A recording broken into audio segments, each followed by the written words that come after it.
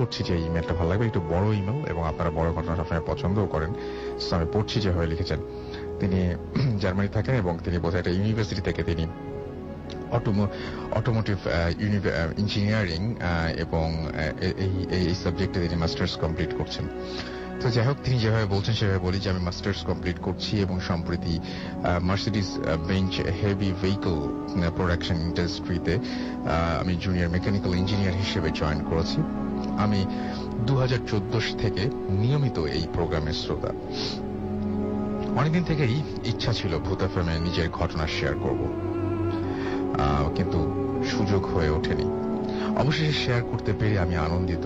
এবং রাসেল ভাই, আমার খুব ভালো এবং দ্রুত বাংলা টাইপ করতে পারি না, কিন্তু প্রোগ্রাম শোনার সময় প্রায় দেখি যে আপনার বাংলা লিখলে ইংলিশে, মানে ইংলিশ অক্ষর দিয়ে বাংলা লিখলে আপনার ঝামেলা হয়, তাই আমি ঘটনাটি বাংলাতে লিখে পাঠাচ্ছি। এজন্য শব্দগত ভুল ত্রুটি হতে পারে, যদি ভুল হয় তাহলে এর জন্য ক্ষমা করবেন। আজ আমি যে ঘটনাটা শেয়ার করব সেটা আমার জীবনে ঘটা সব থেকে ভয়ের ঘটনাগুলোর একটি। জানি না সবার কাছে কতটুকু বিশ্বাসযোগ্য মনে হবে। আমার সাথে ঘটনাটি বাংলাদেশেই ঘটেছিল। আমি 2003-এ এসএসসি শেষ করে আব্বু আম্মুর সাথে জার্মানি চলে আসি। বাবা বিজনেস করেন, তাই নানান কাজে তিনি ব্যস্ত থাকলেও আমি আর আম্মু সুযোগ পেলেই দেশে বেড়াতে আসি। আমার নানা বাড়ি চট্টগ্রামে, তাই দেশে আসলেই চট্টগ্রামে বেশি থাকা হয়। আমি 2012-তে জুনের 18 তারিখ শেষ দেশে আসি। এখানে আসলেই আমি আমার পুরো সময় আমার দুই কাজিন নাহিদ এবং লিমনের সাথে কাটাই। একদিন অনেক রাতে আমি আর আমার দুই কাজিন নানা বাড়ির ছাদে বসে আড্ডা দিচ্ছিলাম। মোটর সাইক্লিং আমার খুব বড় একটা নেশা। আমার দুই কাজিনের কাছেও মোটর সাইক্লিং নেশার বিষয়, তাই প্রসঙ্গক্রমে আমরা এই ব্যাপারে আড্ডা দিচ্ছিলাম যে কে কত স্কিল বাইকার।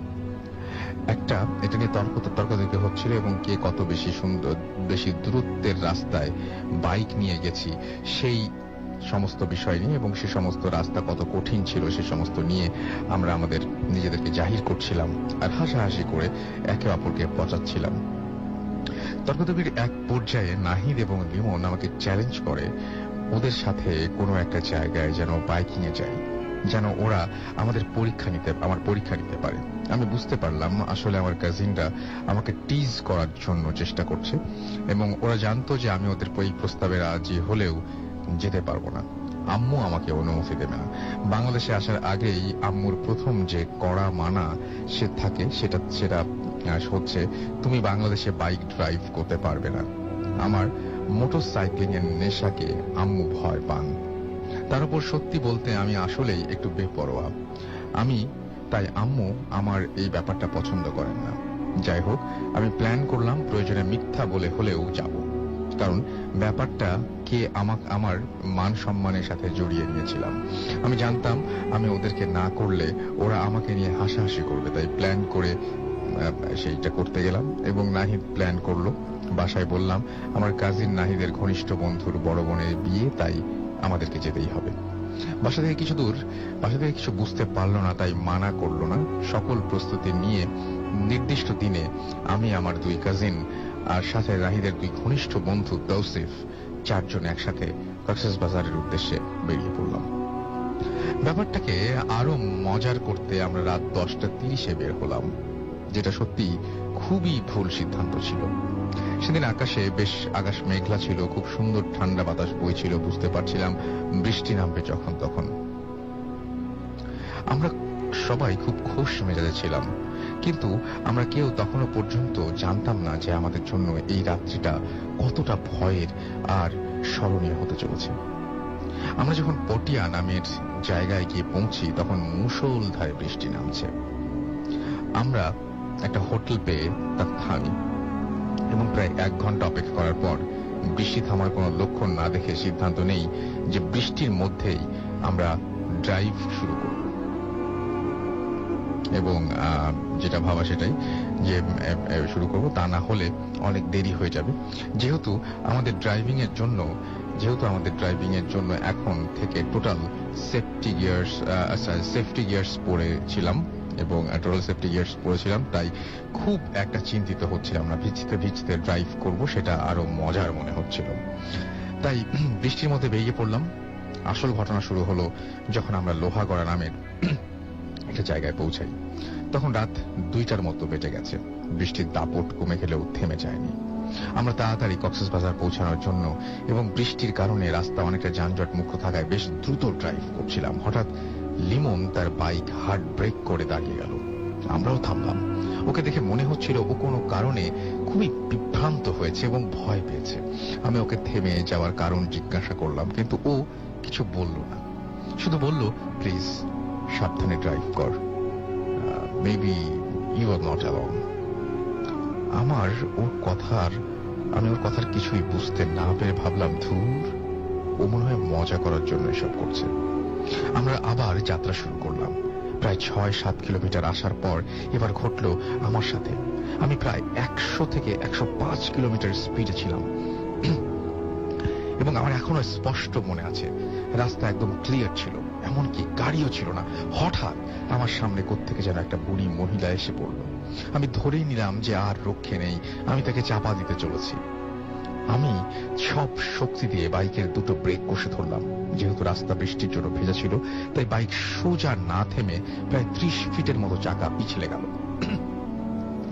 ভাগ্য সত্যি খুব ভালো ছিল যে বাইকের নিয়ন্ত্রণ হারিয়ে ফেলেনি, তা না হলে খুব খারাপ দুর্ঘটনা হয়ে যেত। আমি একেবারে হতভম্ব হয়ে গেলাম। বুড়ি মহিলার কি অবস্থা সেটা দেখার জন্য খুব ভয়ার্থ হয়ে পেছনে তাকালাম। যা দেখলাম তা দেখে আমি বিশ্বাস করতে পারছিলাম না। দেখলাম কিছুই নেই। আমি আমার বাইক থেকে নেমে দৌড়ে গেলাম আর সেই বুড়ো মহিলা খুঁজতে লাগলাম। মহিলা মোবাইলের ফ্ল্যাশ লাইট জ্বালিয়ে আমি রাস্তার আশেপাশেও খুঁজতে লাগলাম, কিন্তু কিচ্ছু নেই। এদিকে আমার কাজিনরা আমাকে ফেলে অনেকটা এগিয়ে গেছে। যখন ওরা বুঝতে পারলো যে আমি ওদের সাথে নেই, তখন ওরা আমার কাছে ফিরে আসলো এবং জিজ্ঞেস করলো কি হয়েছে। আমি জবাব না দিয়ে লিমনকে জিজ্ঞাসা করলাম, তুই রাস্তায় ওইভাবে দাঁড়িয়ে গিয়েছিলি কেন? লিমন আমার প্রশ্ন শুনে অবাক হয়ে বলল, তুই ওকে কিছু দেখেছিস? আমি জবাবে বললাম, তুই ঠিক বলেছিস, we are not alone. Nahid আর তৌসিফ তখনও কিছু জানে না, বুঝতেও পারেনি। আমি লিমনের চুপ থাকার ব্যাপারে বুঝতে পারলাম, কারণ নাহিদ প্যারানরমাল ব্যাপারে খুব ভয় পেত এবং লিমন সেটা জানতো, এবং জানতো বলেই সে চুপ ছিল। আমাকেও ইশারায় লিমন বারণ করলো কিছু না বলতে। ব্যাপারটা চাপা দিতে চেষ্টা করলাম, কিন্তু নাহিদ আর তৌসিফ চরম বাদ সাধলো। ওরা কি হয়েছে না জেনে যাবে না। লিমন তখন আমাকে বললো, ড্রাইভিং এর সময় হঠাৎ তার সামনে 3টি থেকে 4-5টি বছরের বাচ্চা সামনে এসে পড়ে এবং রীতিমতো ওই সময় ওইভাবে সামনে আসা সম্ভব না। লিমন ব্রেক করে থামার পর আমার মতোই সেখানে কিছু ছিল না। এরপর আমি আমার অভিজ্ঞতার কথা বললাম। তৌসিফ লিমনকে বলল, কই, আমি তো কিছু দেখলাম না, আমি তোর সাথেই ছিলাম। লিমন সোজাসুজি বলল, এটা কোনো সাধারণ ব্যাপার হলে দেখতে পেতি, কিন্তু এটা কোনো সাধারণ ব্যাপার না। প্যারানরমালি কিছু একটা ঘটছে আমাদের সাথে। সেই জন্যই আমি বলছিলাম, উই আর নট অ্যালোন। যা ভেবেছিলাম সেটাই হলো। নাহিদ বেশ ভয় পেল এসব শুনে। সে আর নিজে ড্রাইভ করবে না বলে দিল এবং তাই তৌসিফ ড্রাইভ শুরু করলো আর নাহিদ তৌসিফের সাথে বাইকে বসলো। আমরা ঠিক করলাম যে আর স্পিডে বাইক ড্রাইভ করবো না, আস্তে ধীরে যাব, যেন কোনো বিপদ না হয়। আমরা সবাই যাত্রা শুরু করলাম। তখন রাত 3টার মতো বাজে। আমরা মোটামুটি 10 কিলো যাবার পর এবার একসাথে সবাই থেমে গেলাম। আমরা যখন ড্রাইভ করছি দেখতে পেলাম রাস্তার এক মাথা থেকে অপর মাথা পর্যন্ত এক পাল গরু পুরো রাস্তা জুড়ে হাঁটছে। রাখাল তার গরু তাড়িয়ে নিয়ে যাওয়ার সময় যেমন হয় ঠিক তেমন। আমরা আমাদের স্পিড কমিয়ে বাইকের হর্ন দিলাম, কিন্তু সেখানে কোনো রাখালকে দেখতে পেলাম না। আমাদের 3টি বাইকের হেডলাইটের আলোতে সবকিছু স্পষ্ট দেখা যাচ্ছিল। আমরা খুব অবাক হলাম, এত রাতে এভাবে গরুর দল বেঁধে কোথায় যাচ্ছে। তারপর যা ঘটলো তা বিশ্বাস করা ভীষণ শক্ত। একসাথে এতগুলো গরু চোখের পলকে এক গায়েব হয়ে গেল, যেন ধোঁয়ার সাথে মিলিয়ে গেল। এইবার তৌসিফও ভয় আঁতকে উঠল এটা দেখে। সে বুঝলো যে আসলে যা ঘটছে সেটা ভৌতিক। নাহিদ এত ভয় পেয়েছে যে সে রীতিমতো জেদ করা শুরু করলো চট্টগ্রামে ফেরত যাবার জন্য। কিন্তু আমি আর লিমন মিলে নাহিদকে শান্ত করলাম। এর মধ্যে আবার বৃষ্টির দাপট বেড়ে গেল। আমরা একেবারে ভিজে কাক অবস্থা, সবাই বেশ ক্লান্ত আর ক্ষুধার্ত। কিন্তু আমরা তখন কোথায় সে ব্যাপারে আমাদের কোনো আইডিয়া নেই। আশেপাশে কোনো হোটেল নজরে পড়ছে না যে রেস্ট করব, তাই বাধ্য হয়ে আবার যাত্রা শুরু করলাম। এত সময় আমাদের সাথে যা হয়েছে তা আসলে শুধুমাত্র ট্রেইলার ছিল। বুঝতে পারলাম যখন আমরা কিছু সময় পরে আমরা সবাই খুব কাছাকাছি হয়ে 65 থেকে 70 কিলোমিটার স্পিডে বাইক ড্রাইভ করছিলাম। বাইকের ইঞ্জিনের ভারী শব্দ হওয়া সত্ত্বেও আমরা একদম স্পষ্ট শুনতে পেলাম যে আমাদের পেছনে কিছু একটা আসছে। বাইকের লুকিং গ্লাসে তাকিয়ে দেখতে পেলাম যে সেটা একটা আলো আমাদের দিকে এগিয়ে আসছে। স্বাভাবিকভাবেই ভাবলাম কোনো গাড়ি হবে, কিন্তু কিছু সময় পরেই আলো দেখে বুঝতে পারলাম যে এটা কোনো বৈদ্যুতিক আলো নয়, হারিকেন বা কুপির মতো আলো। আমি বেশ আগ্রহ নিয়ে বারবার লুকিং গ্লাসের দিকে তাকাচ্ছিলাম এটা জানার জন্য যে আসলে জিনিসটা কি, কিন্তু ওটা দ্রুতই আমাদের দিকে আসছিল। অনেকটা কাছে আসার পর বুঝলাম যে ঝুনঝুন ঝুনঝুন একটা শব্দ শুনতে পাচ্ছি। খুব কাছে এসে যাওয়ার পর বুঝতে পারলাম যে এটা আসলে একটা ঘোড়ার গাড়ি। আমি অবাক হলাম এটা ভেবে যে বাইকে 60 থেকে 75 কিলোমিটার স্পিডে ড্রাইভ করছি, একটা ঘোড়ার গাড়ির পক্ষে কাছে এসে যাওয়া খুব একটা স্বাভাবিক নয়। তার উপরে এত রাতে এই হাইওয়েতে ঘোড়ার গাড়ি থাকাটা খুব অদ্ভুত মনে হচ্ছিল। কিন্তু যখন এসব ভাবতে ব্যস্ত তখনই দেখলাম যে ভয়াবহ ব্যাপারটা। আমি বাইকের লুকিং গ্লাসের দিকে তাকাতেই দেখলাম ঘোড়ার গাড়ির চালকের আসনের পাশে একজন উজ্জ্বল কুপিবাতি জ্বলছিল, আর সেই আলোটি চোখে পড়লো চালকের দিকে। দেখলাম চালক ঘোড়াগুলোর লাগাম ধরে বসে আছে, কিন্তু কোনো মাথা নেই তার। আমি এই প্যারানর্মাল জিনিস দেখে খানিকটা অভ্যস্ত ছিলাম বলে নিজেকে সামলে নিয়ে লুকিং গ্লাসের দিকে তাকালাম। নিজেকে বুঝতে দেওয়ার চেষ্টা করলাম যে আমি যা দেখেছি ভুল দেখেছি, কিন্তু না, আমি ঠিক দেখেছি। ইচ্ছা করছে চিৎকার করে সবাইকে বলি আমি কি দেখেছি, কিন্তু তৌসিফ আর নাহিদ ভয় পেয়ে গেল, এবং তারা ভয় পেয়ে গেলে খুব ঝামেলা হবে বলে মুখ বুঝে থাকলাম। কিন্তু বেশি সময় চুপ থাকতে পারলাম না। সেই ঘোড়ার গাড়ি চালক বাজ পড়া শব্দে বলে উঠল, থাম। এইবার সবাই ব্যাপারটা খেয়াল করলো। এই দৃশ্য দেখার পরে ভয় সবার অবস্থা অনুমান করা অসম্ভব। আমি নিজেও তখন এত ভয় পেয়েছি যে কোনো কিছু চিন্তা না করে বাইক ফুল স্পিডে টান দিয়েছি, এবং উদ্দেশ্য শুধু একটাই, তখন যে কোনো উপায় বাঁচতে হবে। এবং সেজন্য তিনি জাস্ট ফুল বাইকটা টুইস্ট করে টান দিয়েছেন, এবং তিনি বলছেন যে আমার সাথে যাতে অন্যরাও ফুল স্পিডে টান দিয়েছে বাইক। ভয়ে এমন অবস্থা তখন যে কারো কথা মনে নেই। সেই বিভৎস জিনিসটা আমাদেরকে তাড়া করতে শুরু করলো। বাইক এত দূরে ড্রাইভ করছিলাম যে বাইকের ইঞ্জিন ভীষণ শব্দ করছিল। অমন তীব্র ইঞ্জিনের শব্দের মধ্যেও আমি সেই ভয়ানক জিনিসটার গর্জন আর রাস্তা ঘোড়ার খুরের অনবরত আঘাতের শব্দ শুনতে পাচ্ছিলাম। ওটা এমন ভাবে গর্জন করছিল যেন ভয়ানক এক রাগ আর ক্ষোভ আমাদের প্রতি আজই মেরে ফেলবে আমাদেরকে। এভাবে কত সময় চলেছে সেই ব্যাপারটা আমাদের কারোরই জ্ঞান নেই।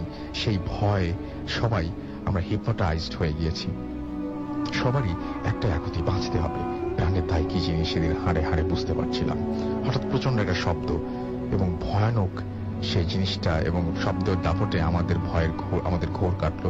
পিছনে ফিরে দেখি লিমন রাস্তার উপরে মরার মতন পড়ে আছে,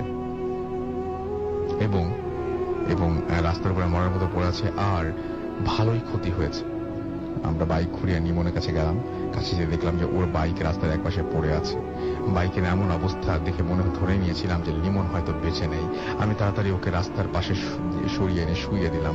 ওর হেলমেট খুলে দিতেই পালস আর হার্টবিট পরীক্ষা করে নিশ্চিত হলাম যে লিমন এখনো বেঁচে আছে, কিন্তু ওর জ্ঞান ছিল না। ওর মাথার বাম পাশে খুব খারাপ ভাবে ফেটে রক্ত ঝরছিল।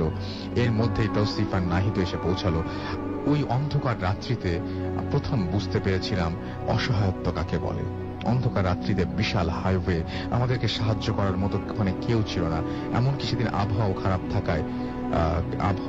থাকায় সেদিন কোনো ওইখানে আবহাওয়া খারাপ থাকায় অনেক বড় ঘটনা, বারবার লাইন হারিয়ে যাচ্ছে। জ্ঞান ছিল না, ওর মাথার বাপাসে খুব খারাপ ভাবে এবং আচ্ছা, নাইট কোচ ছাড়া অন্য কোনো গাড়িও ছিল না যে সাহায্য চাওয়ার চেষ্টা করব। বাসায় ফোন দিয়ে জানালেও লাভ নেই, কারণ বাসা থেকে কোনো সাহায্য এখানে এসে পৌঁছাতে অনেক দেরি হয়ে যাবে। আমরা যে তখন কোথায় সেটা পর্যন্ত বুঝতে পারছিলাম না। অনেক কষ্টে মাথা ঠান্ডা করে নাহিদকে বললাম, এখানে বসে থেকে কোনো লাভ নেই, আমাদেরকে কোনো না কোনো একটা সাহায্যের খোঁজ করতেই হবে। লিমনকে আমাদের বাইকে অজ্ঞান অবস্থায় আমরা তুলে নিলাম এবং ওকে নিয়ে আমরা যেটা করলাম সেটা হচ্ছে, আচ্ছা, ধরে নিলাম যে পিছনে নাহিদ বসলো। আচ্ছা, ওকে লিমনকে আমরা বাইকে অজ্ঞান অবস্থায় তুলে নিলাম এবং ওকে ধরে রাখার জন্য পিছনে নাহিদ বসলো। বাইক যথাসম্ভব দ্রুত টান দিতে শুরু করলাম এবং 12 থেকে 14 কিলোমিটার যাবার পর দূরে একটা আবছা আলো দেখতে পেলাম। বুঝলাম সেটা কোনো একটা বাড়ি হবে। কাছে গিয়ে বুঝতে পারলাম এটা একটা মসজিদ। যদিও সেই মুহূর্তে আমাদের দরকার ছিল কোনো একটা হাসপাতাল বা ক্লিনিক, কিন্তু কেন জানি না কি মনে করে ওইখানে থেমে গেলাম এবং সাহায্য পাবো এই আশায় ছিলাম আমরা। আমাকে কিছু একটা সেই মুহূর্তে সেই আশ্বাস দিচ্ছিল। থেমে আমি তৌসিফকে বললাম মসজিদে কেউ আছে কিনা দেখতে। তৌসিফ খানিকক্ষণ পরে এসে একজনকে সাথে নিয়ে আসলো এবং দেখে বুঝলাম উনি মসজিদের কেউ হবেন। সেখানে কোনো বৈদ্যুতিক বাতি ছিল না, ওনার হাতে একটা হারিকেনের বাতি ছিল। সেই বাতির আলোতে ওনার চেহারা দেখলাম, পরনে সাদা আলখাল্লা, মুখ ভর্তি সুশোভিত দাড়ি আর মাথায় টুপি ছিল। উনি দেখতেও বেশ সুদর্শন ছিলেন। আমাদেরকে দেখেই বললেন লিমনকে নিয়ে ভেতরে আসতে। মসজিদের উঠান থেকে একটা বসার জায়গা দেখিয়ে বললেন, ওখানে ওকে শুইয়ে দাও। আমরা শুইয়ে দিতেই সেই ব্যক্তিকে বললাম, হুজুর, এখানে কোথাও কোনো হাসপাতাল বা ক্লিনিক আছে? আসলে লিমেনের তো এখনো জ্ঞান নেই বলে আমি খুব ভীত ছিলাম। সেই ব্যক্তি খুব সুন্দর করে হেসে বললেন, কোথাও যেতে হবে না, আপনারা এখানে নিরাপদ। আমি দেখছি কি করা যায়। ওনার কথায় আমরা খুব ভরসা পেলাম। সেই মুহূর্তে খুব হালকা লাগছিল আমার বসে থাকতাম। আমি বসে অবাক হয়ে দেখছিলাম উনি একজন ডাক্তারের মতোই ট্রিটমেন্ট করছিলেন, এমনকি বলেও দিচ্ছিলেন লিমন দেহের কোন জায়গায় গুরুতর আঘাত পেয়েছে। উনি বললেন, আপনারা বসুন, আমি ওষুধ নিয়ে আসছি। বলে উনি যে কক্ষে থাকেন সেখানে চলে গেলেন এবং একটু পরে উনি জিনিস নিয়ে আসলেন, কিন্তু কি নিয়ে আসলেন সেটা বুঝতে পারলাম না। আমাদের সামনে উনি সেই জিনিসগুলো একটা পাত্রে রেখে তিনি থেতো করলেন এবং লিমনের মাথায় যেখানে ফেটে রক্ত পড়ছিল সেখানে দেহের যে সব জায়গায় কেটে ছেড়ে গেছে সে সমস্ত জায়গায় লাগিয়ে কাপড় দিয়ে বেঁধে দিলেন। এরপর তিনি একটা গ্লাসে পানি নিয়ে তাতে কিছু সময় ধরে কোনো দোয়া পড়ে ফু দিলেন এবং তারপরে লিমনের মুখে ছিটিয়ে দিলেন। প্রায় সাথে সাথে লিমনের জ্ঞান ফিরল। লিমন তখনও খুব ভয়ার্ত হয়েছিল। লিমন চেঁচিয়ে বলল, আমি কোথায়? আমরা তাড়াতাড়ি এগিয়ে এসে লিমনকে সাহস দিলাম, বললাম আমরা এখন নিরাপদ। লিমন শান্ত হলো। হুজুর লিমনকে পানিটা খেতে বললেন। লিমন বাকি পানিটা পান করলো, তারপর উঠে বসলো। কিন্তু লিমন সারা শরীরে অসহ্য ব্যথা অনুভব করতে শুরু করলো। হুজুর বলল, অনেক জোর বাঁচা বেঁচে গেছেন আপনি, আল্লাহর দয়া তা না থাকলে আজ মরেই যেতেন। উনি লিমনকে সামনে নিয়ে বসিয়ে আরো অনেক দোয়া পড়তে শুরু করলেন এবং মাথা ছেড়ে দিলেন এবং লিমনকে শুয়ে পড়তে বললেন। উনি আমাদেরকে জিজ্ঞেস করলেন যে কিভাবে সব হলো। আমি ওনাকে সব ঘটনা খুলে বললাম। উনি সব শুনে গম্ভীর হয়ে বললেন, আপনাদের ভাগ্য খুব ভালো যে আজকে আপনারা প্রাণে বেঁচে গেছেন। খুব খারাপ জিনিসের পাল্লায় পড়ে গিয়েছিলেন আপনারা। অমাবস্যা আর এমন মেঘলা বৃষ্টির রাত হলেই ওটাকে দেখতে পাওয়া যায়। আরো জানলাম যে শুধু আমরাই নই, অনেকেই ওটাকে দেখেছে এবং ভয় পেয়েছে। এমনকি অনেকে ভয় পেয়ে পাগল হয়ে গেছে এবং অনেকে মারাও গেছে। চট্টগ্রামের স্থানীয় ভাষায় ওটাকে বলা হয় কল্লাহাডা কোতোয়াল, বলা হয় যার অর্থ মাথা কাটা কোতোয়াল। স্থানীয় মিথ আছে প্রায় 100 বছর আগে এই এলাকায় একজন কোতোয়াল বা ঘোড়ার গাড়িওয়ালা ছিলেন। কোনো এক রাতে তিনি তার দৈনন্দিন কাজ শেষে বাড়ি ফেরার পথে স্থানীয় ডাকাতদের হাতে পড়েন এবং ডাকাতরা তাকে মেরে ফেলে। জানা যায় তার দেহটা খুঁজে পাওয়া গেলেও মাথাটা খুঁজে পাওয়া যায়নি। এরপর থেকেই এই এলাকায় অনেকেই এই জিনিসটা দেখেছেন। ওনাকে জিজ্ঞেস করলাম যে উনি কখনো সেই জিনিসটা দেখেছেন কিনা। উনি বললেন উনি দেখেছেন কিনা। উনি হেসে জবাব দিলেন যে না, উনি কখনো দেখেননি। এবং তারপর আমাদের সাথে বাকি ঘটনাগুলো ওনাকে বললাম। উনি শুনে বললেন, এই পৃথিবীটা শুধু মানুষদের জোর আবাসস্থল নয়, নানান দৃশ্যমান এবং অদৃশ্যমানেদেরও আমাদের আশেপাশেই তাদের নিয়ে চলতে হয়। আমাদের আশেপাশে তারা আছে, তাদের কিছু ভালো কিছু মন্দ, তারাও সকলে আল্লাহর সৃষ্টি। আমাদের মতো তারাও এই দুনিয়ার বুকে বিচরণ করে, কিন্তু তাদের বিচরণের কিছু বেঁধে দেওয়া সময় রয়েছে। রাতের মোট 3টি ভাগ রয়েছে, প্রথম ভাগ, মধ্যভাগ এবং শেষ ভাগ। অদৃশ্যমানেরা শুরুর ভাগেই সক্রিয় হলেও তাদের সকল কার্যক্রম মধ্যভাগে খুব বেশি বেড়ে যায়। তাই রাতের সেই সময়ে কোনো খোলা প্রান্তরে বা চলাচলের রাস্তায় সতর্ক হওয়া ঠিক না। বিশেষ করে অমাবস্যার রাতে আর মেঘলা বৃষ্টির রাতে আপনারা অসতর্ক হয়েছেন বলেই বিপদে পড়েছেন। আর দূর যাত্রার ব্যাপারে সবসময় পথের হিসেব আল্লাহর রহমতে কামনা করে চলতে হয়, তাহলে অনেক বিপদ থেকে রক্ষা পাওয়া যায়। লক্ষ্য করলাম যে একটা নিমচন গ্রাম্য জায়গায় বসবাস করছেন একজন মানুষ, যিনি খুব মার্জিত এবং শুদ্ধ বাংলায় কথা বলছেন। এবং আমি একটু অবাক হলাম এই ব্যাপারে, কারণ যতই হোক না কেন চট্টগ্রামের মানুষদের কথায় একটু হলেও চট্টগ্রামের ভাষার টান পাওয়া যায়। তাই আমার ধারণা হলো উনি সম্ভবত চট্টগ্রামের বাইরে থেকে এসেছেন। তাই আমি কৌতূহল বশত জানতে চাইলাম উনি এখানে কতদিন ধরে আছেন। উনি বললেন, আমার নাম আব্দুল কলিম, আমি এই মসজিদের ইমাম, আমি দীর্ঘদিন থেকে এই এলাকায় আছি।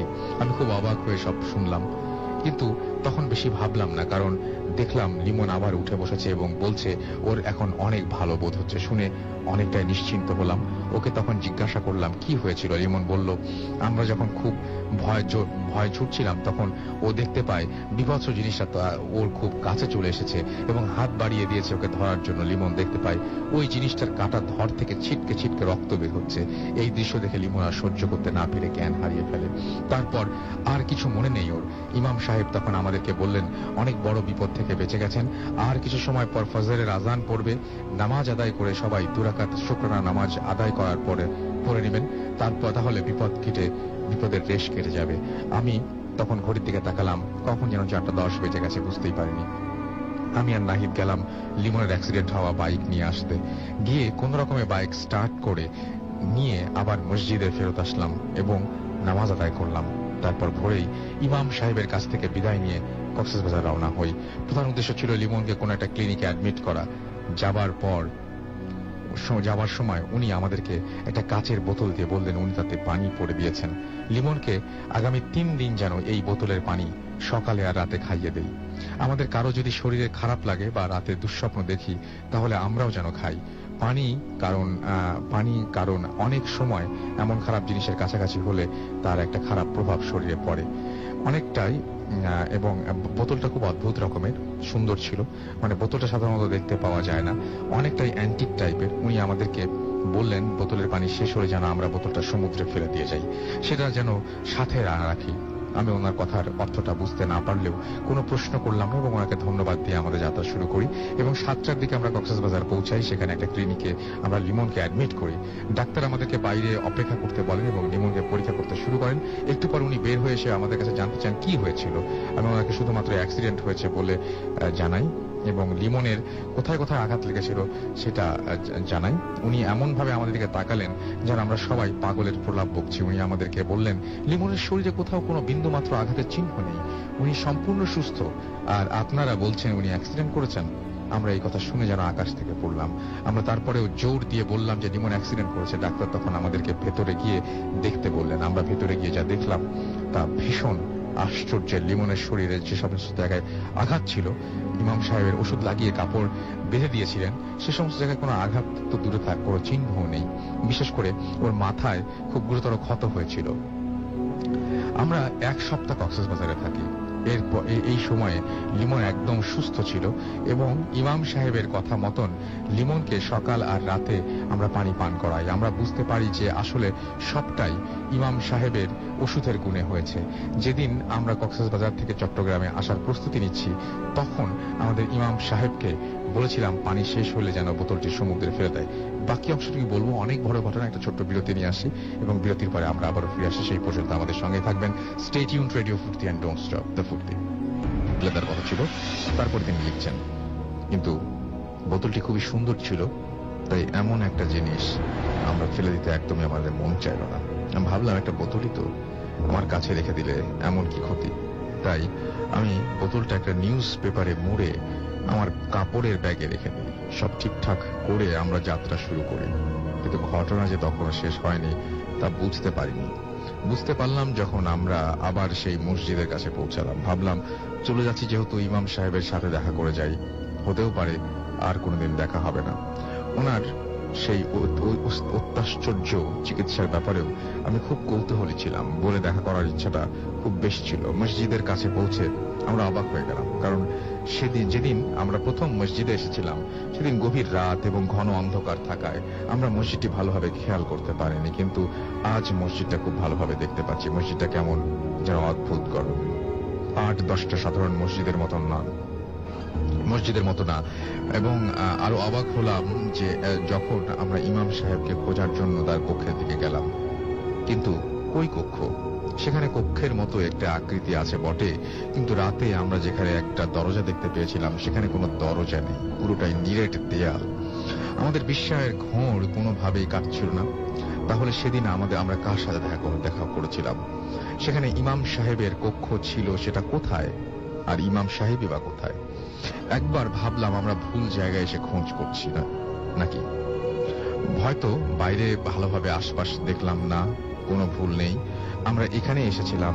আমরা বোকার মতো আশেপাশে ঘুরতে লাগলাম। হঠাৎ দেখলাম একজন লোক কিছু মালপত্র নিয়ে হেঁটে যাচ্ছে। আমরা তখন তাকে জিজ্ঞেস করলাম মসজিদের ব্যাপারে, ইমাম সাহেব কোথায় সেই ব্যাপারে। লোকটি বোকার মতো আমাদের দিকে চেয়ে রইল। তারপর যা জানালো আমাদেরকে তা শুনে আমরা অবাক হতে হয়।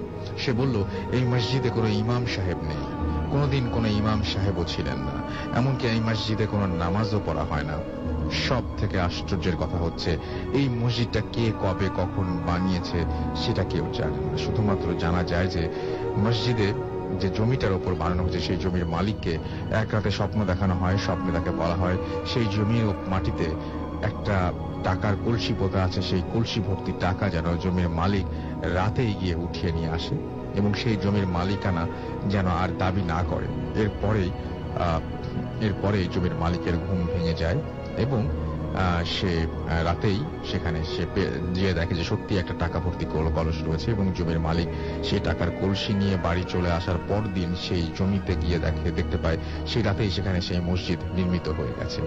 কিন্তু কিভাবে হয়েছে সেটা কেউ দেখেনি। এলাকায় কথিত আছে এই মসজিদটা গায়েবী মসজিদ, এটা কোনো মানুষ বানায়নি, এটা জিনেরা এক রাতের মধ্যে বানিয়েছে তাদের নামাজ পড়ার জন্য। আমাদের কারো মুখ দিয়ে আর কোনো কথা বের হচ্ছিল না। এসব শোনার পরে বুঝতে পারলাম আসলে যা ঘটেছিল তা পুরোটাই আমাদের জন্য গায়েবী সাহায্য ছিল। আল্লাহর রহম না হলে আমরা সেদিন যে বিপদে পড়েছিলাম তার পর আমরা কখনো সুস্থ স্বাভাবিক জীবনে ফিরতে পারতাম না। সব ভেবে সত্যি আল্লাহর প্রতি কৃতজ্ঞতায় ভরে গেল মন। এবং হঠাৎ আমাদের মনে পড়লো যে ইমাম সাহেবের দেয়া সেই বোতলটির কথা, এবং সেটা মনে পড়ায় উনি বলেছিলেন ওটা পানি শেষ হয়ে যাবার পর বোতলটা সমুদ্রে ফেলে দিই যেন, কিন্তু আমি সেটা করিনি। মনে মনে অপরাধ বোধ জাগলো। কি মনে করে যেন আমি আমার ব্যাগটা খুলে বোতলটা দেখার জন্য বের করতে চাইলাম, কিন্তু আবার অবাক কিছু অপেক্ষা করছিল আমার জন্য। দেখলাম বোতলটি যে নিউজ পেপারে মোড়ানো রয়েছে সেই পেপারটি আছে, কিন্তু তার মধ্যে বোতলটি নেই। আমি ব্যাগে অনেক খুঁজলাম কিন্তু পেলাম না। বোতলটি আমার ব্যাগেই যে ছিল সেটা নিশ্চিতভাবে মনে থাকার পরও ভাবলাম অন্যদের কারো ব্যাগে আছে কিনা, কিন্তু একটু খুঁজে দেখি, কিন্তু কারো ব্যাগেই নেই। এবং আমার স্পষ্ট মনে আছে যে সেটা হোটেলেও ফেলে আসেনি, আমার ব্যাগেই দেখছিলাম। নিউজ পেপারে মুড়ে আমার ব্যাগে রাখা হয়েছিল। যদি ভুলে হোটেলে ফেলেও আসতাম তাহলে নিউজ পেপার সহই ফেলে আসতাম, কিন্তু এরকম হওয়ার কথা না যে একটা আছে একটা নেই। বুঝতে বাকি রইল না আসলে আমি ইমাম সাহেবের কথা না মানায় সেই নিজ থেকেই সেই জিনিসটা হয়তো নাই বা উধাও হয়ে গেছে। মনে মনে হঠাৎ ইমাম সাহেবের কাছে মাফ চাইলাম, ওনার কথা অমান্য করেছে সেই জন্য। তারপর সেখান থেকে রওনা দিয়ে চট্টগ্রামে পৌঁছি। আমার লাইফে আরো অনেক ঘটনা ঘটেছে, কিন্তু এই ঘটনাটা আমি কোনোদিন ভুলবো না। সঙ্গত কারণেই আমি সেই এলাকা আর মসজিদের অবস্থান সম্পর্কে কোনো তথ্য দিলাম না, কারণ এতে অনেকের মনে সেই এলাকার ব্যাপারে ভীতি বা অতি আগ্রহ তৈরি হতে পারে। এবং আমার খুব ইচ্ছা আমি যখন আবার দেশে আসবো সরাসরি স্টুডিও দেশে সেই ঘটনা শোনাবো, যদি আমাকে সুযোগ দেওয়া হয়। ঘটনাটি যদি ভালো লাগে তাহলে পড়ে শোনাবেন। আজ এই পর্যন্তই। আমার জন্য সবাই দোয়া করবেন, ভালো থাকবেন। থ্যাংক ইউ ভেরি মাচ আপনার ঘটনার জন্য। বেশ আপসেট দেখাচ্ছে আপনাকে এবং আপনার বুঝতেই পারছি খুব খারাপ লাগছে। অ্যান্ড আপনার ঘটনা শুনে আমাদের খুবই খারাপ লাগলো। আপনি পরীক্ষা অ্যাটেন্ড করতে পারেননি, এবং সত্যি কথা বলতে যে পরীক্ষার আগের দিন রাতের বেলায় এরকম একটা বন্ধুর বার্থডে সেলিব্রেট করা মানে এতজন মানুষ একসঙ্গে হওয়া এই ব্যাপারটাই মনে হয় অনেক ভুল সিদ্ধান্ত ছিল, আমার কাছে মনে হয় আর কি। যাই হোক, যারা আমাদের সঙ্গে আছেন তাদেরকে আরো একবার স্বাগত জানাচ্ছি। শুনছেন সবসময় রেডিও 48.2 FM, চলছে ভূত FM, the night comes alive with গ্রামীণ ফোন, আপনারা জানেন, এবং আপনাদের সহযোগিতা পেলে আমরা যেতে চাই বহুদূর। আমি কয়েকদিন একটা মুভি দেখলাম, তো মুভির অভিজ্ঞতাটা আপনার সাথে একটু শেয়ার করি। তো ব্যাপার হচ্ছে যে আপনারা তো মানে অনেক দেখেছেন যে কিছু কিছু মুভির কিছু এফেক্ট থেকে যায়, যেমন দ্য রিং। এটাতে আপনারা দেখেছেন যে একটা ভিডিও দেখলে সেটার মানে পরিণতিটা কি হয়। তো এরকমই আমি একটা রিসেন্টলি একটা মুভি দেখলাম, সেই মুভিতে আমার একটা জিনিস আমার মাথার মধ্যে থেকে গেছে। অবশ্যই এটা একটা হরর ফিল্ম, এবং আমার মাথার মধ্যে যেটা থেকে গেছে সেটা হচ্ছে যে আপনি এখন হয়তো আমাকে শুনছেন আপনার ঘরে বসে, আপনার বারান্দায় বসে, অথবা আপনি হয়তো শুয়ে শুয়ে শুনছেন আমাকে, এবং শো শেষ করার পরে সেহরির মাঝখানটার সময় যদি আপনি না ঘুমিয়েও যান, সেহরি খাওয়ার পরে নিশ্চয়ই আপনি ঘুমাবেন। কেমন হবে যদি আপনি সেহরি করলেন এবং সেহরি থেকে ওঠার পরে হঠাৎ করে আপনার রাতের বেলায় ঘুম ভেঙে গেল এবং আপনি দেখলেন আপনি আপনার বিছানায় নেই।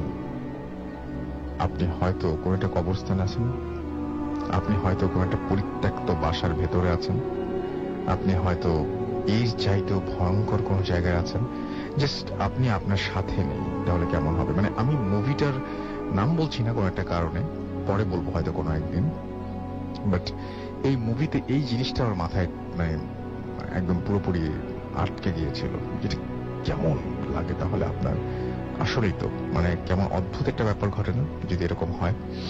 তো আমি মনে হয় যে আপনি প্রতিদিন সকালবেলায় ঘুম থেকে জেগে ওঠেন ঠিক যেখানে রাতে ঘুমিয়েছিলেন সেই জায়গাটায়। এটা একটা আশ্চর্যের ব্যাপার, এটা এত সহজ কিছু না, এটা খুবই বেশ আশ্চর্যের ব্যাপার। আমরা যে ঘুম থেকে জেগে উঠি এবং সবকিছু ঠিকঠাক আছে দেখি, কারণ আমি ঘুমিয়েছিলাম, অচেতন অবস্থায় ছিলাম, এর মাঝখানে অনেক কিছুই হতে পারতো কিন্তু হয়নি। আমার এই মুভিটা দেখার পরে এরকম অনেক কিছু মনে হয়।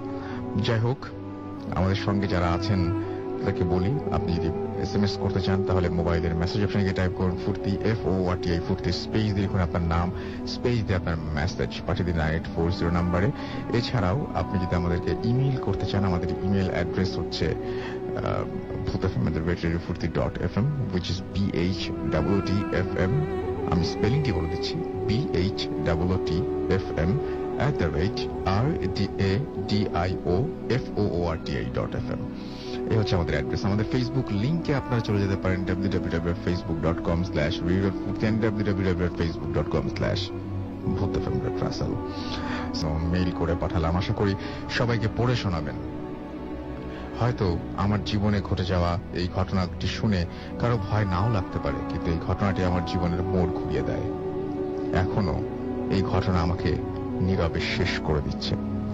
ক্যালিফোর্নিয়ার আনাহেইমের স্ট্যানফোর্ড হবে এটা, স্ট্যানফোর্ড রোডের ন্যান্সির সাথে আমার খুবই খাতির।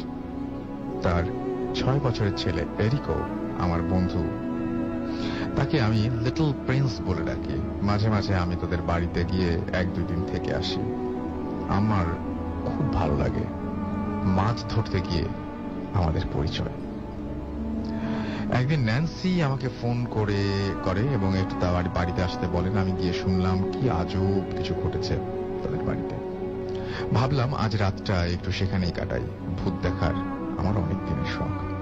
এরিক সেদিন আগে ভাগে ঘুমিয়ে পড়েছিল। রাত তখন 3টা।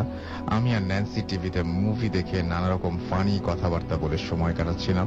এরই ফাঁকে ওয়াশরুমে গিয়ে আমরা আসার সময় কিচেনের শব্দ পেয়ে যাই এবং গিয়ে দেখি ন্যান্সি কি রান্না করছিল। আমাকে দেখে ন্যান্সি বলল, তোর জন্য চিকেন নাগেট রান্না করছি। আমি খুশি মনে নাগেট ভর্তি প্লেট হাতে নিয়ে খেতে খেতে টিভি রুমে আসার পর দেখি ন্যান্সি টিভি দেখছে সোফায় কাত হয়ে। আমি তখন স্তব্ধ হয়ে যাই। তাহলে কিচেনে গেছিল, আর এখানেই বাকি। ন্যান্সি আমাকে বলে, তোমার হাতে প্লেটে এটা কি? তুমি কি খাচ্ছ? আমি প্লেটের দিকে তাকিয়ে দেখলাম প্লেটে একটা মরা বেড়াল। আমার হাতে বেড়ালের একটি পচা মাংস। আমি হাত থেকে প্লেটটা ফেলে দিলাম মেঝেতে, এবং ঠিক তখনই দরজার সামনের দিকে তাকিয়ে দেখলাম আরেকটি ন্যান্সি উকি দিয়ে আমার দিকে তাকিয়ে হাসছে। হাসিতে ঘৃণা, তীব্র ঘৃণা পেট গুলিয়ে এলো আমার, এবং বমি করতে করতেই আমি একটা সময় চেতনা হারিয়ে ফেলি। একটা সময় চোখ খুলে দেখি যে আমি হাসপাতালে। আমার সামনে আমার স্বামী অসহায় অবস্থায় তাকিয়ে আছেন। পেছনে দেখি আমার খালা আমার মাথায় হাত বুলিয়ে দিচ্ছেন। আমি তাকে জিজ্ঞেস করলাম, আমি এখানে কেন? তিনি বললেন, আমি নাকি ঘুমের ঘোরে আধ ঘন্টার মতো খিঁচুনি দিয়ে বেশ কিছুক্ষণ অজ্ঞান ছিলাম। তবে সেই খিঁচুনির কারণে আমার অনেক বড় একটি ক্ষতি হয়ে যায়, যা পৃথিবীর সব দৌলত দিয়েও পূর্ণ করা সম্ভব নয়। আমি আমার 5 মাসের বাচ্চাকে হারাই। আমি নাকি পুরো ঘটনাটাই স্বপ্নে দেখেছিলাম। কিন্তু এটা কিভাবে সম্ভব? স্বপ্ন কি এতই জীবন্ত হয়? এই স্বপ্ন দেখি 2016 সালের জানুয়ারিতে। কিন্তু তারপর আমি আর কখনো ন্যান্সির বাড়িতে যাইনি। এটাই ছিল আমার জীবনের একমাত্র করুণ ঘটনা। এটা কি ছিল আমি বলতে পারবো না, স্বপ্ন নাকি বাস্তব তাও আমি জানি না। আমি আপনার কাছে জানতে চাই এটা আসলে কি ছিল, কেন এটা আমার সাথে ঘটলো, কেন? তো এই ছিল ঘটনা, এবং আমিও ঠিক জানি না এই কেনর উত্তর আমার কাছেও নেই। শুধুমাত্র আমি এটুকু বলতে পারি, স্বপ্ন এরকম ভয়ঙ্কর স্বপ্ন যেটা সারা জীবন স্মৃতিতে থেকে যায়, এবং যেই স্বপ্নের পরিণতি গিয়ে ঠেকে এইরকম একটা ভয়াবহ জায়গায়, সেই স্বপ্ন আমার মনে হয় যে মানে কারোরই কাম্য নয়। কেউ চায় না এরকম স্বপ্ন দেখতে। তো আমি জানি না যে এটা আপনি স্বপ্নই দেখেছেন কিনা। আমার কাছে মনে হয় স্বপ্ন দেখতেও পারেন। আমি শুরুতে জানতে চাবো আপনার নাম এবং আপনি কোথা থেকে এসেছেন, তারপর আপনার ঘটনায় যাব।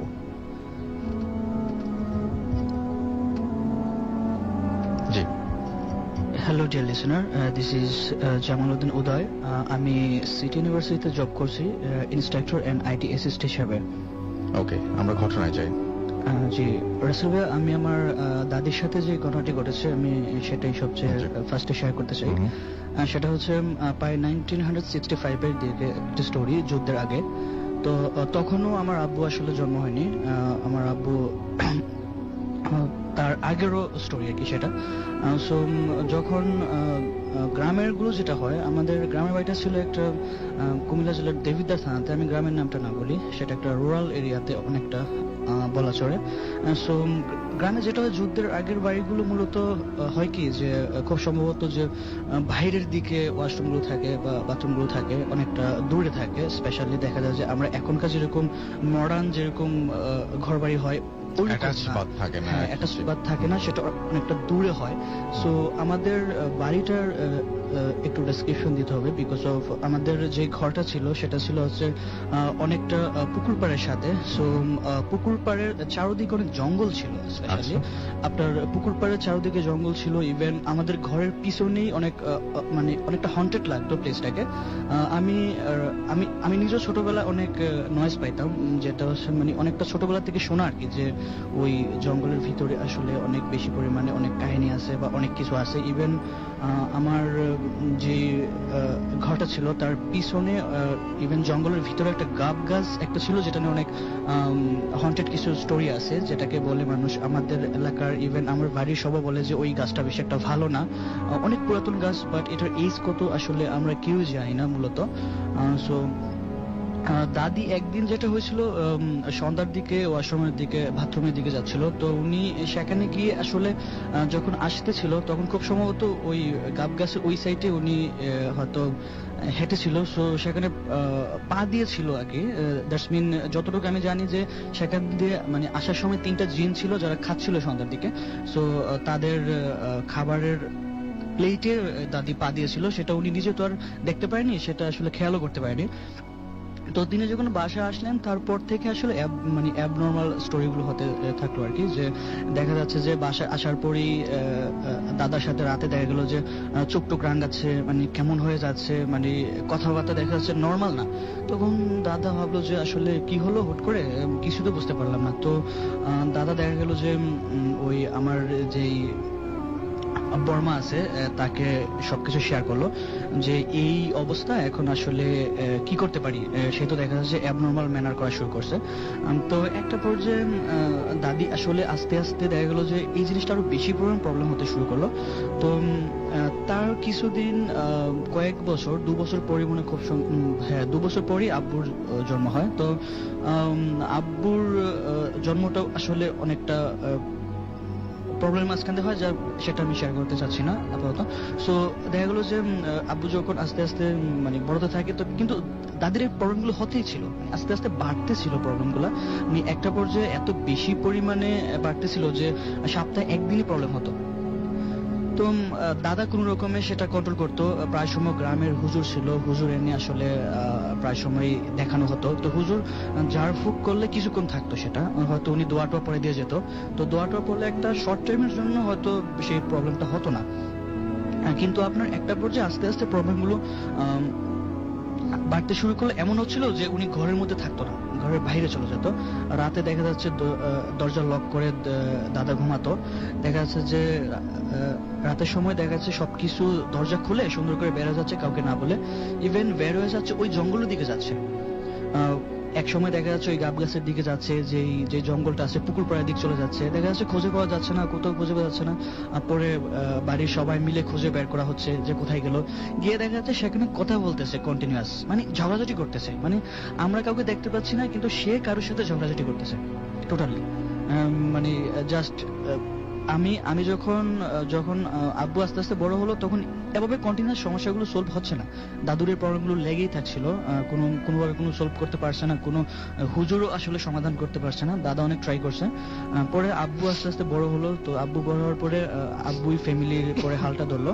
তো পরে আব্বুর বিয়ে হলো, যে আম্মু আসলো বাসাতে বা হলো। তারপর থেকে আম্মুর উপর সবকিছু দায়িত্ব গেছিল দাদিকে দেখাশোনা করার জন্য। সো এরপরে আম্মু আসলে পুরো মানে মেইন ঘটনাগুলো মানে লাস্টের দিকে আম্মু ফেস করছে স্পেশালি। তো আম্মু গত পরশুদিন আমাকে সবকিছু শেয়ার করছিল যে এই অবস্থা হচ্ছে। তো আমি তার মধ্যে কয়েকটা স্টোরি আমি শেয়ার করি। আমি যখন ছোট ছিলাম, যখন আমি ক্লাস 2তে পড়ি, খুব সম্ভবত 1998 সালের দিকে, তখন আমি ছোট, আমার অনেক কিছু মনে আছে। সো একদিন আমাদের মাটির ঘর ছিল তখন গ্রামে, একদম রুরাল এরিয়াতে তখন। তো যখন একদিন দেখলাম যে দাদিকে কোথাও খুঁজেই পাচ্ছে না। পুরো বাড়ি তখন ডাক পড়ে গেছে যে আসলে দাদি নাই বাসাতে। সন্ধ্যার পরে 7টার দিকে, তো কোথাও খুঁজে পাওয়া যাচ্ছে না। পরে সবাই মিলে খোঁজাখুঁজি করলো, সবাই টর্চ লাইট দিয়ে। পুরো গ্রাম তো আসলে সন্ধ্যা 6টা-7টার পরই দেখা যায় সবকিছু হয়ে যেত। আর তখন আসলে ওই গ্রামটাতে পুরোপুরি কারেন্ট যায়নি, যেখানে অনেকটা অন্ধকার হয়ে যেত। সো কোথাও খুঁজে পাওয়া যাচ্ছে না, অনেক দূরে খোঁজা হচ্ছে, সব জায়গায় খোঁজা হচ্ছে। পরে দাদিকে দেখা গেল যে উনি একটা প্রদীপ নিয়ে, আর কি, যেটা আমরা গ্রামের এলাকায় বাতি বলি বা সামথিং বলি, তিনি ওটা জ্বালিয়ে নিয়ে কেরোসিনের ওটা নিয়ে চলে গেছে অনেক দূরে। তো পরে গিয়ে মানে আমি নিজের কানে শুনছিলাম কয়েকটা কথা। উনি বলতেছে যে তোদের মানে বলতেছে তোরা কি চাস, তখন বলতেছে আমাকে নিয়ে তোরা কি করবি, কি করতে চাস, তোরা ছেড়ে দে, আমি আমার করতে চাই। এরকম অনেক গালাগালি প্রচুর করতেছে একের পর এক। পরে বাড়ির আরো কয়েকজন মিলে দাদিকে আনতে যায়, কিন্তু আসলে তার সাথে কেউ পারতেছিল না। মানে তার সুপার ন্যাচারাল একটা পাওয়ার থাকে, সেরকম একটা পাওয়ার চলে এসেছিল বডিতে। দেখা যাচ্ছে যে আমার কাকারা ছিল, কাকারা সবাই ধরার পর দেখা যাচ্ছে 3জন, আমি আমার নিজের চোখে দেখেছিলাম যে 3জন পুরুষ তাকে ধরেছিল, সে 3জনকে ঢিল মেরে ফেলে দিয়েছিল অনেকটা। জাস্ট আমরা যেরকম রেসলিং দেখি, অ্যাজ লাইক রেসলিং ই আসলে এটা পসিবল আর মুভিতে। সো আমি ওইরকম মানে আমার কাছে সেরকম মনে হলো যে উনি জাস্ট 3জনকে ধাক্কা দিয়ে অনেক দূরে ফেলে দিল। তখন আমি তো ভয়ে যাইনি, পরে আমি দূর থেকে দেখতেছিলাম। পরে সবাই মিলে ধরে কোনো রকমে হাত ধরে পা ধরে কোনো মানে বাড়িতে নিয়ে আসলো। এনে দেখা গেলো যে বাড়িতে আনার পর যেটা করা হয় মূলত সেটা হচ্ছে খুব সম্ভবত তেল গরম করে একটা মালিশ করা হয়, যেটা আগের দিনে করা হতো, যে হ্যাঁ হয়তো শরীর যদি কোনো প্রবলেম হয় তাহলে সেটা করা হতো। সো সেম টাইপের জিনিসগুলো ওনাকে করা হচ্ছিল। করে দেখা গেলো যে তারপর আস্তে আস্তে সেটা নর্মাল হতো না। পরে ইমাম আনা হলো, মসজিদের ইমাম এনে তাকে দোয়া টোয়া পরে আস্তে আস্তে ব্যালেন্স মানে আনা হলো। তো পুরোপুরি আসলে আনতে পারছিল না। একটা পর্যায়ে দেখা গেলো তাকে খাটে শোয়ানো হলো, তাকে সবাই মিলে ধরা হলো। তো সে ওখানেও দেখা যাচ্ছে তার মানে দেখতে দেহের গঠন খুব ভালো ছিল না, খুব মানে খুব মোটাও ছিল না, খুব ওরকম ছিল না যে কাউকে খুব পাওয়ার পাবে বা শরীরে, কিন্তু সে দেখা যাচ্ছে অনেক সুপার ন্যাচুরাল পাওয়ার পেয়ে যেত একটা সময়। তো আপনার যেটা হচ্ছিল যে লাস্টের দিকে সে আসলে ওই প্রচুর পরিমাণে মানুষকে আসলে ধাক্কায় ধাক্কায় পড়ে একদম ফেলে দিত। তো একটা পর্যায়ে লাস্টের দিকে যেটা হলো সেটা হলো যে আব্বু অনেক হুজুর টুজুর দেখা শুরু করলো, আসলে কি করা যায়, কোনো বুজুর্গ ব্যক্তি খোঁজা শুরু করলো। জি। তো লাস্টের দিকে যেটা হচ্ছিল যে মানে আব্বু কোনো রাস্তাই পাচ্ছিল না, যেহেতু এখন বাড়ির সবাই বলতেছিল যে আসলে এটা সমাধান করা খুবই দরকার, কারণ হচ্ছে সে বারবার প্রবলেম ফেস করতেছে। তো হুজুর যেটা বলছিল যে তাকে প্রচুর মারা হতো। এরপরে কি হলো? আমরা অনেকক্ষণ হ্যাঁ। ধরে শুনছি একটা জিনিস, তো, এরপরে কি হলো? তাকে প্রচুর মারা ধরা করা হতো। পরে একদিন পরে যেটা হলো আব্বু এক হুজুর আনা হলো, তাকে এনে মানে যেটা করা হলো যে সে কন্ট্রাক্টে গেল যে তাকে মানে সমাধান করতে পারবে, কিন্তু কেউ পারলো না। সে একটা সমাধানের জন্য কন্ট্রাক্ট করলো। তো পরে আম্মু যেটা ওই হুজুর বললো যে আপনি বাসায় যাবেন, বাসায় গিয়ে দেখবেন যে আসলে তাকে মানে আপনার বাসাতে কিছু একটা ঘটবে, অ্যাবনর্মাল কিছু একটা ঘটবে, আপনি জাস্ট খেয়াল রাখবেন। যদি সমাধান হয় তাহলে আপনার বাসাতে কিছু একটা অ্যাবনর্মাল ঘটবে। তখন মানে এরপর যেটা হলো যে একদিন এর পরের দিনে কাহিনীটা হলো যেটা হলো আম্মু বাসা খাচ্ছে, দাদিও ছিল সেখানে। তো আমাদের মুরগি ছিল, মুরগিগুলো আসলে ডিমের তা দিচ্ছিল। একটা মুরগি সবচেয়ে ভালো একটা মুরগি ছিল, সেটা হুট করে যেটা হচ্ছিল যে ওই আপনার জাস্ট একটা মুরগি সেখান থেকে পড়ে গেল, মানে একদম সুস্থ একটা মুরগি পড়ে গেল, ধাম করে পড়ে নিচে পড়েই দেখা গেলো সেটা একদম টোটালি মারা গেল। পরে মারা গেল। পরে মানে আব্বু ওই ইয়াকে কল দিল, হুজুর মানে মানে হুজুরের কাছে গেল, গিয়ে জিজ্ঞাসা করলো, তখন তো ফোন ছিল না, তখন জিজ্ঞাসা করলো যে আসলে এই কাহিনী করছে। বলে যে হ্যাঁ সেটা দিয়েই সেটা আসলে সমাধান হয়ে গেছে, আপনার সেখান থেকে চলে গেছে সেটা, ওই মুরগিটা মারা গেছে মানে হচ্ছে তার উপর দিয়ে একটা ইয়াতে চলে গেছে। অনেক ধন্যবাদ আপনাকে আপনার ঘটনার জন্য। ধন্যবাদ রাসেল ভাই। আমি রিমন বলছি, আমি আসছি ফার্ম গেট থেকে। তো রাসেল ভাই, আমি প্রথমে কিছু আমার বন্ধু বান্ধব আমার কিছু আছে যারা শুনতেছে আমাকে। প্লিজ আপনি ঘটনায় চলে যাই আমরা। আচ্ছা, তো ভাই আমার যে ঘটনাটা সেটা হচ্ছে গিয়ে মানে শুরুতে আমি একটা কথা বলতে চাই যে আমার যে মানে কিছু লিসেনার্সদের উল্লেখ করে কিছু বলতে চাই যে তারা যেন তাদের মা বাবার কথা অমান্য না করে। তো ঘটনাটা হচ্ছে এটা যে গত 3 এপ্রিল আমাদের এইচএসসি এক্সাম শুরু হয়। তো এইচএসসি এক্সাম 3 এপ্রিল আমাদের শুরু হয় বাংলা। তো 4 এপ্রিল বন্ধ থাকে, আর 5 এপ্রিল বাংলা সেকেন্ড পেপার শুরু হয়। তো 6 এপ্রিল আমার একটা ফ্রেন্ডের বার্থডে, ওর নাম রিমন, RS রিমন। তো আমি মানে 5 এপ্রিল আমার বাংলা সেকেন্ড পেপার পরীক্ষা দিয়ে আমি মানে বাসায় চলে আসি তাড়াতাড়ি। তো 6 এপ্রিল মানে যেহেতু ফ্রেন্ডের বার্থডে, তো 5 এপ্রিল আমি বাসায় এসে তাড়াতাড়ি হাত মুখ ধুয়ে নাস্তা করে তাড়াতাড়ি খাওয়া দাওয়া করে আমি পড়া শুরু করে দিই। কারণ 6 এপ্রিল যেহেতু আমার বন্ধুর বার্থডে, তো যতটুকু পারি সিলেবাসটা কভার করার জন্য আমি মানে পড়া শুরু করি। তো পড়া শুরু করতে করতে রাত্র অনেকটুক বেজে যায়। রাত্রে যখন পড়া শুরু করি, তো সকাল যখন 5টা বেজে যায় পড়া শুরু করি। পড়া শুরু করেছেন, তারপরে বলেন প্লিজ। তো 5টার দিকে আর পারি না, মানে চোখে ঘুম চলে আসে, তো ঘুমাতে চলে যাই। তো ঘুম থেকে যখন উঠি তো তখন দেখি যে দুপুর 3টা বাজে। তো উঠে দেখি যে মানে মানে বাবা আছে সাথে। তো আমি তাড়াতাড়ি উঠে ফ্রেশ হয়ে আমি মানে ওই ফ্রেন্ডকে ফোন দিলাম। তো ও বললো যে তুই সন্ধ্যায় আসবি। তো এই ব্যাপারটা আমি বাবাকে বলি না, বাসায় বলি না। আমরা বাবা একটু রাগী টাইপ। তো বাবাকে বলি যে আব্বু আমি তো ফ্রেন্ডের বার্থডে, তো ওর বার্থডেতে যাবো। তো আব্বু আমাকে অনেক বারণ করে, বলে কি না যাওয়া যাবে না, কালকে তোমার বোর্ড এক্সাম, তোমার যাওয়া যাবে না। তো আমি অনেক আম্মুকে বলি, আম্মু বলে কি আমি কি বলবো, তুমি তোমার বাবাকে বলো। তো অনেক বলি, বাবা শুনে না। তো আমি এক সময় করি কি বাবার সাথে অনেক তর্ক করে আমি আমার রুমে চলে আসি। এসে রুমটা লক করে আমি গান শুনতে থাকি। তো যখন বিকাল 5টা বাজে তখন আমি মানে উঠে ফ্রেশ হয়ে আমি মানে ঘড়িতে তাকিয়ে দেখি যে মানে 5:30 কি 5:45 মতো বাজে। তো আমি রেডি হয়ে যখন বাসা থেকে বের হব, তো দেখি যে বাবা আমার দিকে তাকিয়ে আছে আকুল দৃষ্টিতে। তো বারবার বলতে চাচ্ছে যে তুই যাস না বাবা, যাস না। তো আমি বাবার কথা উপেক্ষা করে আমি রুম থেকে মানে বাসা থেকে বের হয়ে যাই। তো বের হয়ে আমি মানে যখন রাস্তায় আসি তখন ওই ফ্রেন্ডকে ফোন দিলাম, তো ও বললো যে কোথায় তুই? তো আমি বললাম যে দোস্ত যে আমি আসতেছি, আমি আর কিছুক্ষণের মধ্যে এসে যাব। তো বললো ঠিক ঠিক আছে তুই আয়। তো আমি ফার্ম গেট থেকে মানে লেগুনাতে উঠে পড়ি, ওর বাসাটা হচ্ছে বাটা সিগন্যাল। তো লেগুনাতে উঠে পড়ি, তো 15 কি 20 মিনিটের মধ্যে আমি নীলক্ষেত নামি। তো নীলক্ষেত থেকে আমি ওর বাসায় চলে যাই। তো গিয়ে দেখি যে সব ফ্রেন্ড সার্কেল ওখানে আছে। তো সবাই এসে গেছে শুধু আমি বাদে। তো সবাই আমার জন্য ওয়েট করতেছিল। তো আমি এসে ওদের সাথে মানে বার্থডে কেক কাটি, ওর বার্থডেটা সেলিব্রেট করি, অনেক আড্ডা আড্ডা দিই। তো দেখতে দেখতে রাত 10টা 45 কি 50 মতো বাজবে। তো আমি হঠাৎ করে মনে হয় যে আমাদের 11টার দিকে তো আমাদের মানে আমাদের গেটটা লাগিয়ে দেয় বাসার। তো বাড়িওয়ালা গেট লাগাই দেয়। সো আমি তাড়াতাড়ি ওকে বলি যে দোস্ত আমি বাসায় চলে যাব, তো তুই আমাকে ছাড় এখন। তো বলে কি এত রাত হয়ে গেছে, তো আমি তোকে আগায় দিব? তো আমি বললাম যে না থাক, আমি চলে যেতে পারবো, কালকে এক্সাম হলে দেখা হবে তোর সাথে। তো বললো ঠিক আছে সাবধানে যাস, বাসায় যা আমাকে একটা ফোন দিস। তো আমি বললাম ঠিক আছে। তো আমি বাসায় আসি, মানে রাস্তায় যখন আসি তো দেখলাম যে 12টার মতো বেজে যাবে। তো মোবাইলটা বের করি, পকেটে সাইলেন্ট ছিল। তো দেখলাম যে বাবার 9টা মিসড কল ছিল।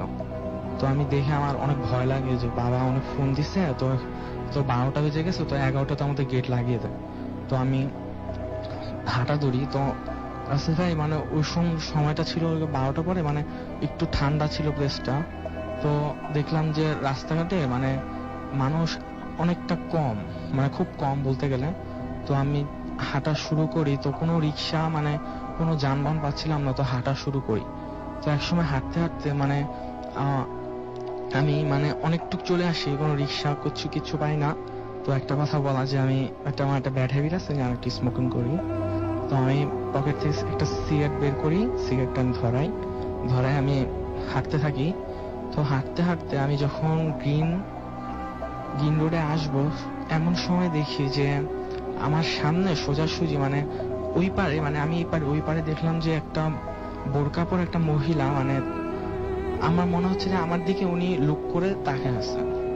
তো আমি মানে একটু মানে অন্যরকম ফিল করি। তো আমি সিগারেটটা ফালাই দিই হাত থেকে। তো আমি দেখলাম যে সামনে একটা রিক্সা মানে বইসা আছে, মানে রিক্সা দাঁড়ায় আছে।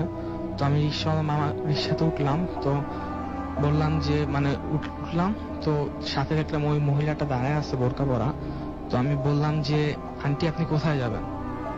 উনি কোনো কথা বললো না। তারপর আবার বললাম, কোনো কথা বললো না। তারপর উনি শুধু আস্তে করে বললো যে আমি পান্থপথ যাব। আমি বললাম আচ্ছা আন্টি, আমি তো ওদিক দিয়ে যাচ্ছি, তো আপনি আমার রিক্সায় উঠেন, এত রাত্রে তো মানে ডাকাত বা চোরের ভয় থাকতে পারে, তো আপনি উঠে পড়েন, আমরা একসাথে যাই শেয়ারে যাব, টাকা আমরা শেয়ারই দেবো। উনি কিছু বললো না, উনি উঠে পড়লো। তো আমার সাথে উনি ছিল, তো আমি যাচ্ছি রিক্সা। তো এমন সময় ভাই আমি দেখলাম যে ওনার হাতে মানে একটা পাউরুটি ছিল। তো উনি ভাইয়া এমন পাউরুটি? হ্যাঁ একটা আচ্ছা। পাউরুটি ছিল। হুম। তো উনি এমন ভাবে পাউরুটিটা খাওয়া শুরু করলো। তো ভাই আমার মনে হলো যে উনি অনেকদিন ধরে কিছু ক্ষুধার্ত, খান নাই?